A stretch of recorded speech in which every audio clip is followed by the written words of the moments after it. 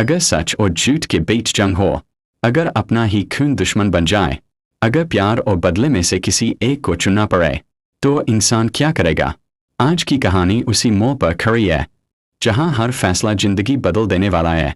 आलियार और सावल की मुलाकात की खबर जैसे ही सेठ मूसा तक पहुंचती है, उसके अंदर भूचाल आ जाता है। उसके लिए यह सिर्फ एक मुलाकात नहीं थी, बल्कि गद्दारी थी। वो सोचता है कि उसका ही बेटा उसके सबसे बड़े दुश्मन सावल के साथ मिल गया है।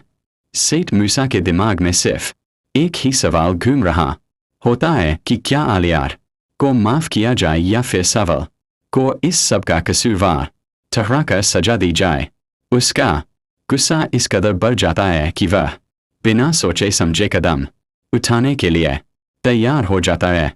दूसरी तरफ सावल खामोश नहीं रहता। वह जानता है कि अगर वह चुप रहा तो सेठ मूसा और ज्यादा ताकतवर हो जाएगा। उसके दिल में बदले की आग जरूर है, लेकिन वो बदला भी सच और कानून के रास्ते से लेना चाहता है।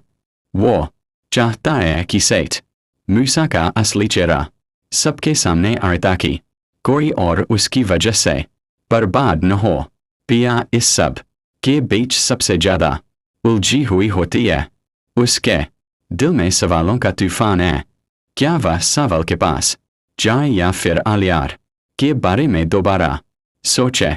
उसकी दोस्त उसे बताती है कि आलियार सिर्फ उसके लिए मुल्क छोड़कर नहीं गया था, बल्कि आज भी छुपकर उसकी मदद कर रहा है।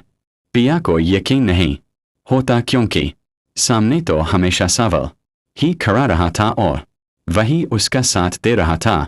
लेकिन जब दोस्त बार बार कहती है कि कोर्ट में जो सबूत आए थे, जो यूएसबी वाला मामला था, उसके पीछे आलियार हो सकता है, तो पिया सोच में पड़ जाती है कि आखिर यह सब हो क्या रहा है।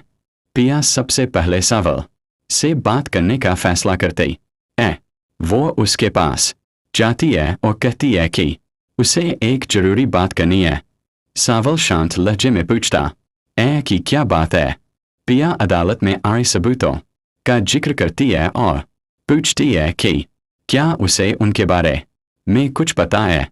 सावल साफ इनकार कर देता है और कहता है कि उसने उधर आलियार पिया के दोस्त को कॉल करता है और कहता है कि उसे पिया से बात करनी है। जब पिया को पता चलता है तो वह खुद भी कहती है कि उसे आलिया से कुछ सवाल पूछने हैं। उसका शक अब लगभग यकीन में बदल चुका होता है कि मदद करने वाला आलियार ही है। वो कॉल बैक करती है और मिलने के लिए तैयार हो जाती है। जब असलम साहब को आलिया का नाम सुनाई देता है तो वो गुस्से में आ जाते हैं।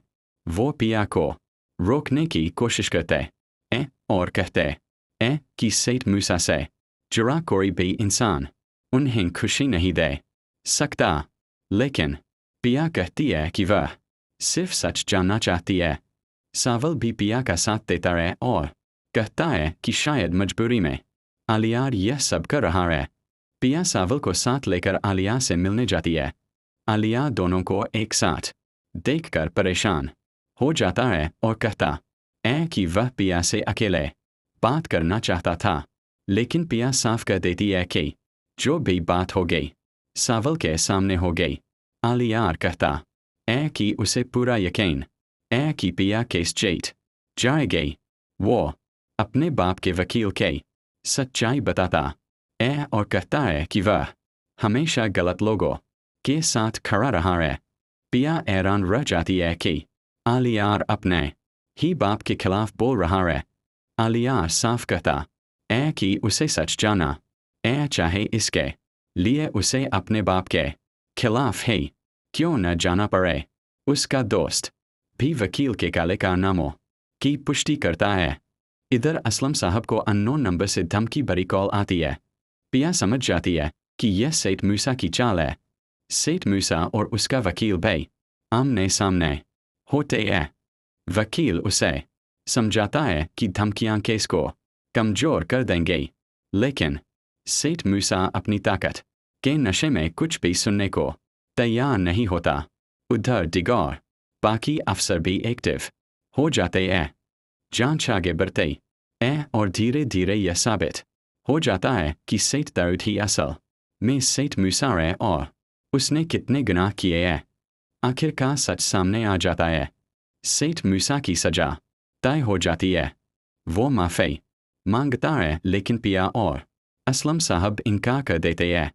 आलिया भी अपने बाप को माफ़ करने के लिए तैयार नहीं होता। वो कहता है कि कुछ गुनाह माफ़ी के लायक नहीं होते। आखिर में आलियार पिया से भी माफ़ी मांगता है और कहता है कि वह सिर्फ उनके दिल का बोझ हल्का करना चाहता था। लेकिन पिया समझ जाती है कि आलियार आज भी कहीं न कहीं अपने बाप को बचाने की कोशिश कर रहा है। वो सावल का हाथ थाम लेती है क्योंकि सावल ही वो इंसान है जिसने हर हाल में उसका साथ दिया। यही कहानी खत्म नहीं होती बल्कि यहीं से एक नई शुरुआत होती है जहां सच जीत चुका होता है और झूठ अपने अंजाम तक पहुंच चुका होता है।